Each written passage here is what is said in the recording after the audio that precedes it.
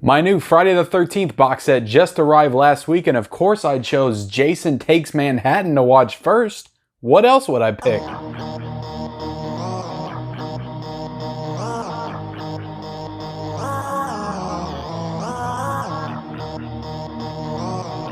What is up, everybody? Welcome to the Mid-Level Media channel, and we are here today for a movie review of Friday the 13th Part 8, Jason Takes Manhattan. And yeah, guys, I just got that stunning Friday the 13th box set last week. Got the poster frame, that awesome poster in the back with Alice in the boat and Jason jumping up. It's a freaking awesome poster. So I'm doing my reviews in front of the poster because it's cool, and I thought I would do a different aesthetic for these, what I'm calling slasher reviews. So I want to start reviewing more slashers, horror movies, just doing more reviews in general on this channel, but I'm going to focus on slashers, starting off with this Friday the 13th review series. So I said in my unboxing of the Friday the 13th set that it was my ambition. I wanted to review every single one of these films because a lot of them I have not seen in a while.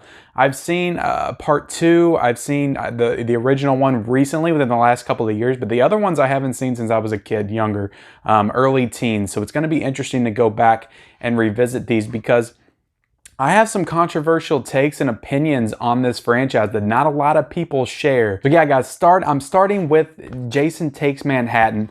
And you know, I'm gonna go through the series. I thought about going through it, you know, the first one all the way to the remake, but I thought it would be fun to just kind of jump around and go through them as I go through them. It'd be interesting to kind of revisit it. And the one that jumped out to me, the one that I needed to go back and revisit because of all the hatred that this one gets, because I remember holding it up, and because I remember it so fondly, I wanted to go back and rewatch this one, guys. So let's get into the actual review. This movie is directed by Rob Hegden and stars Jensen Daggett and Kane Hodder. Kane Hodder actually coming back for the second time to play Jason after playing him in Friday the 13th Part 7, The New Blood, the only actor thus far in the franchise that came back to play Jason twice. So that's an interesting fun fact for the film.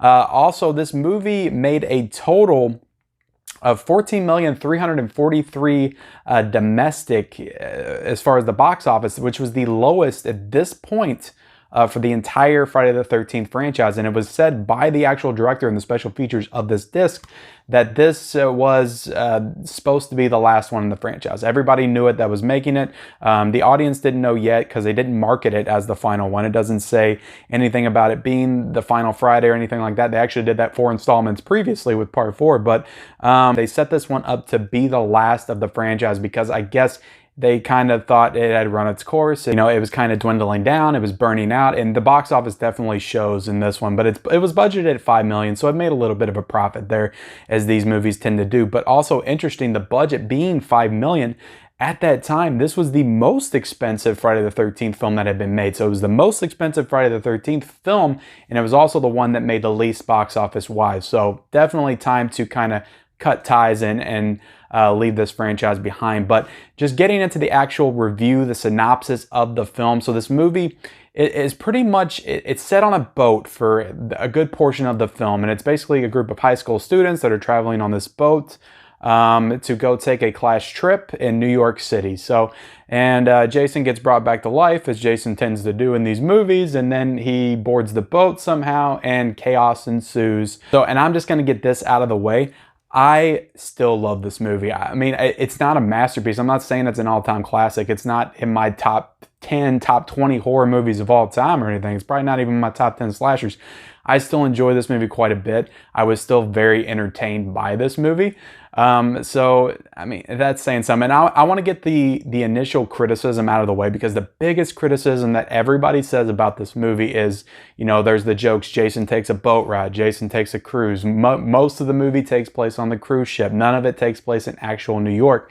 The thing that I will say is 40 minutes of this movie takes place in New York, and in the criticisms that I always hear, it's always like only 15 minutes in New York, only 15 minutes in the more. I've heard that so much over the past couple of years, just interacting with people online, that I actually believed it myself. But in this movie, I actually clocked it. When they got to New York, the hour marks, and it's still 40 minutes to go. So 40 minutes of this movie takes place in New York, and in my opinion, that's more than enough time in New York to justify calling it Jason Takes Manhattan. A lot of this movie's in New York. He interacts with people in New York. He kills people in New York. So I would classify it I know it could have been seen as a letdown for people that wanted it to take place entirely in New York, but the story has to be told and it has to make sense. Why would Jason end up in New York? So I think that the story was merited. I think that going back and showing how he got there, maybe they could have sped the boat ride up a little bit, but it did add to the tension and to the overall scariness of it, just the claustrophobic environment of the boat and the fact that there was no way out. And he had all these students cornered and he could pick them off one by one. It was the excellent location to pick off a group of kids. In New York, they could have just scattered everywhere. So where's the tension? Where's the scares there? So that's my only thing with that criticism is I don't think that it's really fair. I just don't think it's a fair criticism. And there's plenty of things to pick on in this movie. It's terrible acting, a story that doesn't make sense, a backstory for a lead final girl character that doesn't make a ton of sense and doesn't really go a lot of places that are very interesting and kind of ridiculous, quite frankly. But there's tons of things to pick on here. But yeah, I've always been a fan of this movie. It leans into total 80s cheese. Especially with that opening rock song by Metropolis, which again, the last 40 minutes takes place in New York. The opening 5 minutes of this movie takes place in New York, where they're playing that rock song, and they're really just showing off the disgusting, dingy aspects of New York City. It is true 80s. People are sitting there shooting up with heroin in the streets, homeless people, trash everywhere. They make New York look like the most disgusting place in the world in the 80s, and it probably was. But it was a hell of an opening. So that's 5 minutes in the beginning, 40 minutes in the end. That's almost 45. That's almost half the movie in Manhattan. I'm sorry, I'm going to keep bringing this up. So we all know with these kind of movies, guys, they're not masterpieces. They're not up there with Halloween, with Nightmare on Elm Street. So I'm not ranking them like that. I'm not going to review them like that. Everybody goes in. If you go into a slasher, there's going to be cheesy dialogue. There's going to be cheesy acting.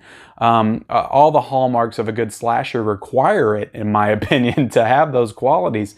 So I'm going to be rating this movie a little bit differently. I'm not going to be saying the performances were bad and all this stuff. And we all know all that. If you've seen a slasher before, if you're a fan of the genre, you either are a fan or you're not of slasher movies. So I don't think it's fair to say the direction was bad or the editing was bad or the performances were bad, although there are some weird edits in this movie, mostly centered around the little boy version of Jason that they keep popping in and out of the movie, especially that car scene at the end where she's running into the wall and she sees that Jason and he's like, bam, bam, bam.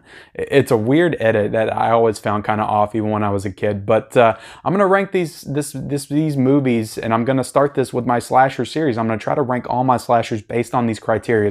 I'm going to rank them on the kills. I'm going to rank them on the gore. I'm going to rank them on the actual killer himself or herself. And I'm going to rank them on the final girl, whether that be an actual girl or a guy. Everybody knows the trope of the final girl and what it is. So first off, guys, let's get into the kills. 20 kills in this movie, 2 of which were not by Jason himself, but there were 20 kills in this movie. I found the kills to be mostly pretty lame, if I'm being honest. I mean, it's a lot of him. There's one that they count as a kill, him throwing that guy in New York City up against the window in the diner. Supposedly he got killed in that moment. There's a lot of him just throwing people into things. There's one where it's a real slow edit where he just kind of slices some dude's neck open, the captain of the ship. One that he gets impaled on. It's a lot of not really great kills. Even the ones in the beginning, the opening of the movie, which are supposed to be among your strongest kills in the film, with a girl and guy that are getting it on the boat. Those are kind of tame, kind of weak in my opinion.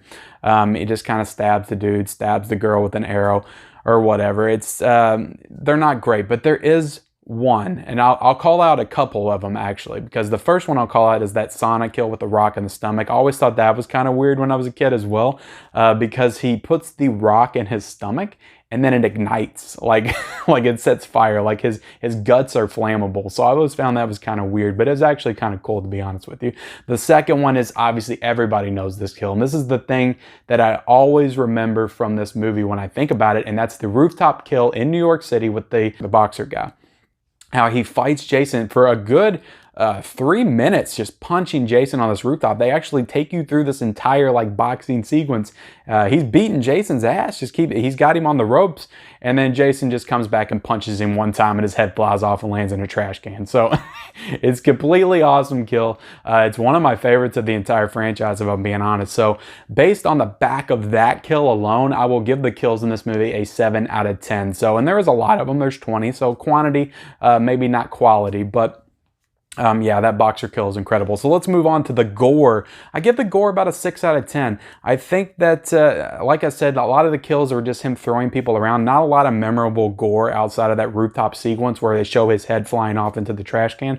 And of course, the coal in the stomach. So I give the gore a 6 out of 10. Definitely could have been better. I think the earlier installments of Friday the 13th were definitely a lot gorier than this. But, and let's move on to the killer, guys. Jason, played by Kane Hodder in this movie. He's very limber in this movie. And he seems to have developed the power of teleportation as well. Like there's a sequence where the guy's climbing the ship antenna, and he's down on the ground, and all of a sudden he's up there with him, and then he throws him off. It's like happens instantaneously. And he's always just like moving very quickly from location to location within the movie. So it's kind of weird there. But I think Kane Hodder does an excellent job. He's very physical. Like I said, a lot of picking people up, a lot of throwing people. Just what his movements in general when he moves, he's very intimidating. And I would give the Jason an 8 out of 10 if I'm being honest. So let's move on to the final one, guys. And we're going to talk about the final girl. And that is Remy, played by Jensen Daggett. I think she's okay. I appreciate the fact that they tried to give her a backstory with her and her uncle, and the thing that happened when she was little, how he pushed her over to teach her how to swim, and then she sees Jason at the bottom of the lake, and that's why she's seeing visions of him throughout the film. So I appreciated that backstory. I appreciated them trying to add layers to her. I don't think the actress did a bad job either. I thought that Jensen did a pretty serviceable job in the role. But she doesn't really do a whole lot. She does throw some toxic waste on Jason towards the end. But most of the movie, she's kind of lame. She's kind of a lame duck final girl. You know, she's getting made fun of by the popular girls. And you know, of course, there's the guy that she ends up with in the end and all that stuff. And, you know, she kills him and she sees the little boy image. It's a really weird sequence at the end in the sewers.